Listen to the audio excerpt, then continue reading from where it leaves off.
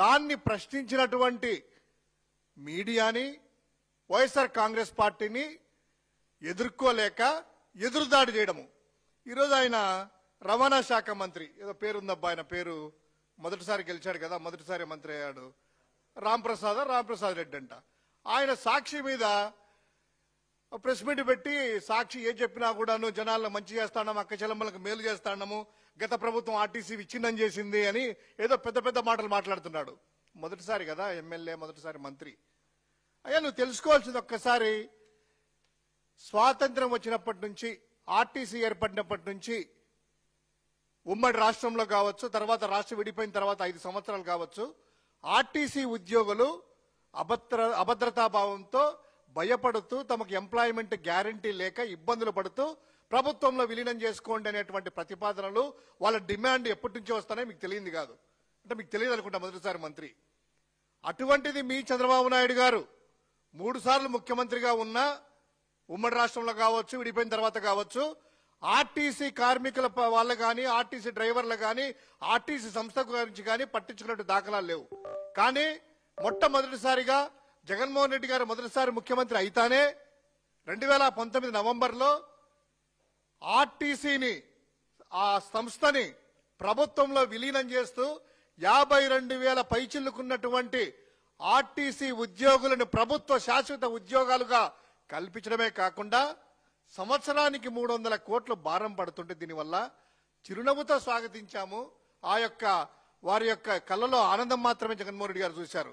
అదేవిధంగా 2018-19కి సంవత్సరానికి 961 కోట్లు నష్టాల్లో 2019 నవంబర్ వరకు దగ్గర 7,629 కోట్ల రూపాయలు ఆర్టీసీకి బకాయిలుండే. అంటే ఆ సంస్థ ఆల్మోస్ట్ మూసేసే స్థితిలో ఉన్నటువంటి సంస్థని ఆర్టీసీలోని ప్రభుత్వంలో విలీనం చేసుకొని వారికి పూర్తిగా భద్రత కల్పించినటువంటి ప్రభుత్వం వైఎస్ఆర్ కాంగ్రెస్ పార్టీది. మీరు ఏదో నోటికొచ్చినట్టో, ఏదో మీరు చెప్పినట్టు అమలు చేయలేక సాక్షి మీదనో, వైఎస్ఆర్ కాంగ్రెస్ పార్టీ మీదనో, ఇతర మీడియా సంస్థల మీదనో మీరు ఫైర్ అయితే దానివల్ల ఉపయోగం ఏమీ ఉండదు. మంత్రి గారు, ఒక్కసారి మీరు ఎన్నికల ముందు ఏమిచ్చారు, తర్వాత ఇప్పుడు ఏం చేస్తున్నారనేటువంటిది మీ యొక్క యాడ్సే. మీరు ప్రకటనలు ఇచ్చి వందలాది కోట్ల రూపాయలు ఇచ్చి ఖర్చు పెట్టి ఎన్నికల ముందు ప్రకటనలు చేయించి ఇంటికి వెళ్ళి మహిళలకి ఊరించి ఆశలు లేకెత్తిచ్చేసి పూర్తిగా మిమ్మల్ని రాష్ట్రం అంతా తిరిగే పూర్తిగా ఉచితంగా తిప్పుతాము, ఎక్కడి నుంచి ఎక్కడికైనా వెళ్ళొచ్చని మీరు ఊదర కొట్టారే, బాకా ఊదారే. ఆ యాడ్స్ ఒక్కసారి ప్లే చేద్దాం మీ నాయకుడి మాటలతోనే. అయ్యా మొదటిసారి అయినా మంత్రి గారు, మొదటిసారి ఎమ్మెల్యే గారు అనుకుంటా, ఒక్కసారి చూడయ్యా, మీకు తెలియదు కదా పాపం, ఒక్కసారి గమనించండి, ఒక్కసారి అప్లై చేయండి. మీ పార్ట్నరు జనసేన వాళ్ళు ఆడొకటి చూద్దాం.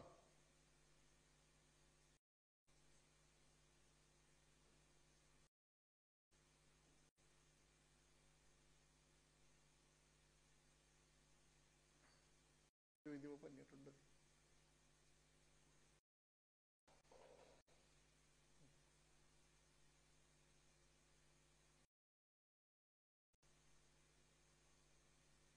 ఒకసారి మొబైల్లో చూపిస్తాను.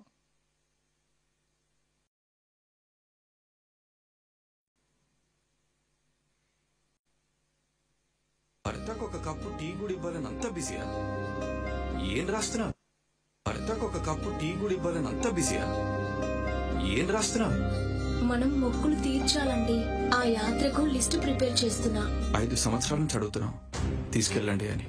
వీటన్నిటికీ ఎంత ఖర్చుకి నా దగ్గర డబ్బులు లేవమ్మా.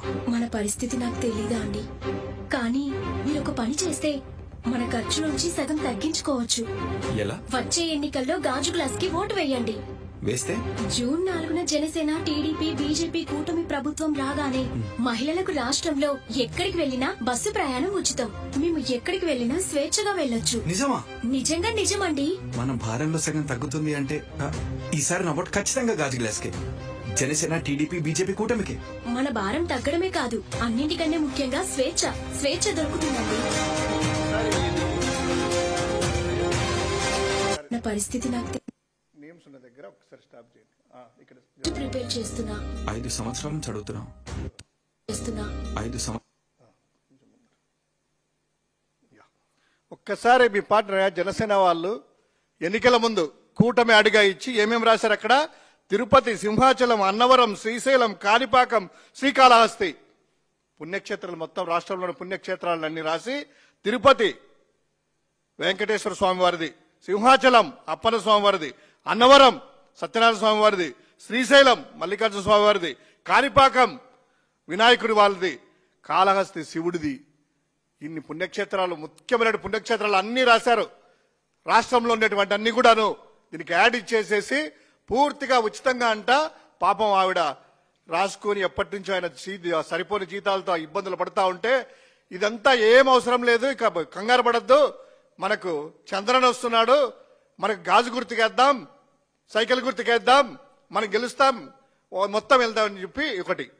ఇంకొకటి చంద్రబాబు గారు ఏం చెప్పారో ఒక్కసారి చూద్దాం.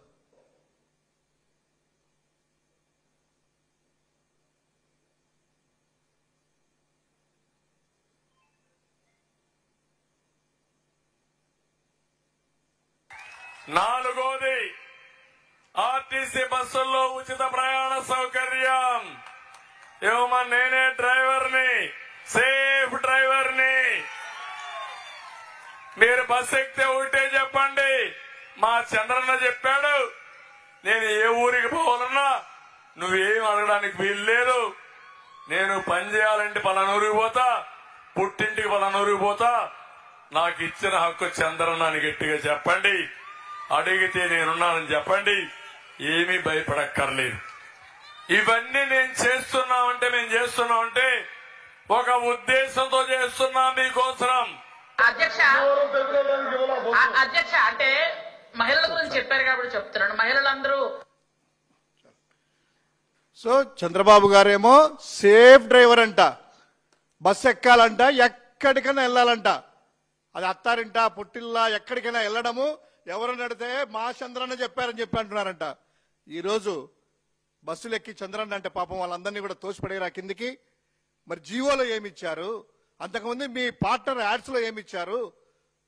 సో ఇప్పుడు ఈరోజు జీవో ఏమిచ్చారు? జీవో నెంబర్ MS-27 అంట. ఇందులో వాళ్ళు చెప్పిందేమో ఎన్నికల ముందు మేనిఫెస్టోలో పెట్టిందేమో రాష్ట్రంలో ఎక్కడికైనా వెళ్ళండి ఆంక్షలు లేకుండా అనేటువంటి చెప్పారు. ఈ రోజేమో the schemes can be implemented only in type of services, that is Palle Velugu, ultra Palle Velugu, city ordinary, metro express and express services పెడుతూనే the scheme is not applicable for all non stop services, not applicable to all non-stop services and interstate services of any categories and contract carrier services, chartered services and package tours. అంతటితో ఆగారా? ఇంకొక point, implementation of scheme is also not applicable for Saptagiri express, ultra deluxe, super luxury, star liner and all AC products. అంటే AC బస్సుల్లో లేదు. సప్తగిరి కనీసం తిరుపతి నుంచి తిరుమలకి వెళ్ళేటువంటి లక్షలాది మంది భక్తులు, వేలాది మంది మహిళలు ఆ వెంకటేశ్వర స్వామి కోసం దర్శించడానికి వెళ్ళే ఆ భక్తులకు కూడా తిరుపతి నుంచి తిరుమలకు కూడా లేదంట, ఫ్రీ కాదంట. చెప్పింది ఏంది? తిరుమలకి వెళ్ళొచ్చు, అక్కడికి వెళ్ళొచ్చు అని చెప్పారు కదా. సో ఇది ఇప్పుడు వీళ్ళు చెప్పినటువంటి ఈ పల్లె Velugu, ultra Palle Velugu, city ordinary, metro express, express services కదా. ఈ 5లో మెట్రో ఎక్స్ప్రెస్, సిటీ ఆర్డినరీ ఇవి తిరిగేది ఓన్లీ విశాఖపట్నం, విజయవాడ ప్రాంతాల్లో. ఆ మెట్రోలు ఏదైతే సిటీలో ఉన్నాయో ఈ 2 ప్రాంతాల్లో మాత్రమే అవి తిరుగుతాయి. అది కూడా 50 కిలోమీటర్లు వితిన్ 50 కిలోమీటర్స్ రేడియస్. ఇంకా పల్లె వెలుగు, అల్ట్రా పల్లె వెలుగు ఇవి కూడా 50 కిలోమీటర్ల దూరంలో నడిచేటివే. మండల హెడ్ క్వార్టర్స్ లో కానీ, నియోజకవర్గ హెడ్ క్వార్టర్స్ నుంచి ఇక్కడికి కానీ తిరిగేటివే, లేదా కాన్స్టిట్యున్సీ నుంచి డిస్ట్రిక్ట్ హెడ్ క్వార్టర్లకు 20-25-30 కిలోమీటర్లు. ఇక మిగతాది ఎక్స్ప్రెస్ సర్వీసెస్, అది నాకు తెలిసి జిల్లాకు వితిన్ డిస్ట్రిక్ట్ అనుకుంటాను. ఆ జిల్లాలో కూడా 1-2 సర్వీసెస్ ఉంటాయి ఎక్స్ప్రెస్ బస్సులు కూడాను.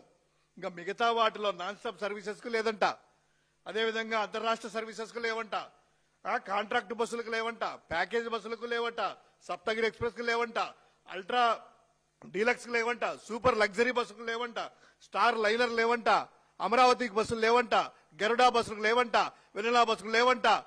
ఇన్ని బస్సులు ఉన్నాయి కదా, వీటన్నింటికి లేదు తూచ్ అంట.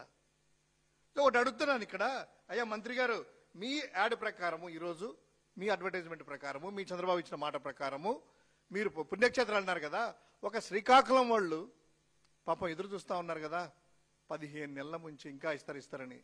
ఈ రోజు వాళ్ళు తిరుమలకి వెళ్ళాలంటే, వెంకటేశ్వర స్వామి దర్శించుకోవాలంటే ఎన్ని బస్సులు ఎక్కాలా? ఒకవేళ మీరన్నట్టే బస్సు ఎక్కుతా దిగితే డిస్టిక్ ఓటేసుకుందాం, మీరన్నట్టు ఎక్స్ప్రెస్ బస్సులు ఉన్నాయనుకుందాం. ఆ ఎక్స్ప్రెస్ దిగితే శ్రీకాకుళం ఎక్కి విజయనగరం దిగాల, విజయనగరం ఎక్కి విశాఖపట్నం దిగాల, విశాఖపట్నం ఎక్కి ఇంకో బస్సు అనకాపల్లి దిగాలి, అనకాపల్లి ఇంకో బస్సు తుని దిగాలి, తునిలో ఎక్కి మళ్ళీ రాజమండ్రి దిగాలి, రాజమండ్రిలో ఎక్కి గన్నవరం మీద దిగాలి. మధ్యలో 2-3 ఉంటాయి, మిస్ చేస్తున్నా, మెయిన్ పాయింట్స్ చెప్తున్నాను. అక్కడి నుంచి మళ్ళీ విజయవాడకి వెళ్ళాలి, విజయవాడ బస్సు ఎక్కి గుంటూరుకి దిగాలి, గుంటూరులో ఎక్కి ఒంగోలు దిగాలి, ఒంగోలు బస్సు ఎక్కి ఒంగోలు నుంచి నెల్లూరుకి వెళ్ళి నెల్లూరులో దిగి మళ్ళా ఇంకొక బస్సు పట్టుకొని గూడూరుకి ఎక్కాలి, నాయుడుపేట, అక్కడ దిగి మళ్ళీ శ్రీకాళహస్తికి వెళ్ళాలి, శ్రీకాళహస్తి వెళ్ళి దిగిన తర్వాత తిరుపతికి వెళ్తారు. తిరుపతిలో మాత్రం టికెట్ కొనుక్కోవాలి మళ్ళీ, ఎందుకంటే సప్తర్గ బస్సు లేదు కదా, ఈ బస్సులు పైకి పంపించారు కదా. అక్కడ మళ్ళా బస్సు టికెట్ కొని ఇన్ని కష్ట నష్టాలతో ఎన్ని రోజులు పడుతుంది?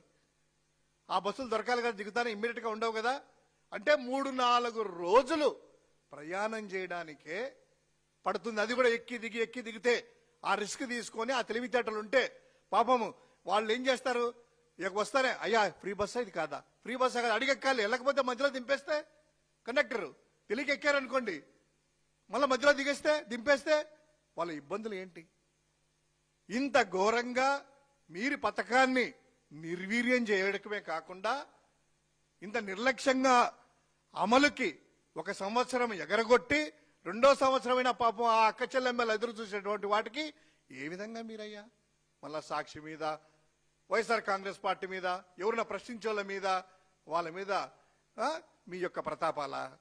నేను ఒకటే చెప్పాను, పాపం ఇక్కడ వాళ్ళు ఉంటారు, రాయలసీమ ప్రజలు, అనంతపురం వాళ్ళు, కుప్పం వాళ్ళు, ఆ అప్పన్న స్వామి బాగా ఈ మధ్య చందనోత్సవంకి వెళ్ళాలనేసి భక్తి భావాలతో ఉన్నారు. అన్నవరంకి రెగ్యులర్ గా వస్తూ ఉంటారు, కనకదుర్గమ్మ తల్లికి వస్తూ ఉంటారు, అక్కడ వాళ్ళు శ్రీశైలం వెళ్ళాలంటారు, మల్లికార్జున స్వామికి, కాళహస్తికి. ఏమైందయ్యా? పవన్ కళ్యాణ్ గారు మీ దగ్గర యాడ్ మీరైనా కనీసం అంటే చంద్రబాబుతో చెప్పి మీ మాట నెగ్గుతుంది కదా, స్ట్రైక్ రేట్ మాదే అంతా కూడా అన్నారు కదా, ఒక్కసారి ఎందుకయ్యా చెప్పట్లేదు? ఇంత అధ్వాన్నంగా పథకాన్ని అమలు చేస్తూ ఎగ్గొట్టి 1 సంవత్సరము ఈరోజు మహిళలంతా నిట్ట నిలువుతా మోసం చేసినటువంటి మీరు పచ్చి మోసం కాదా? ఈ దగా కాదా మహిళలకి? మళ్ళా వైఎస్ఆర్సీపీ అంట, దాని మీద జగన్ గారి మీద ఏ పథకం మీరు ఎగరగొట్టడము, సక్రమంగా అమలు చేయకపోవడము, జగన్ గారి మీద ఉసుర్లు, జగన్ గారి మీద ఏడుపులు.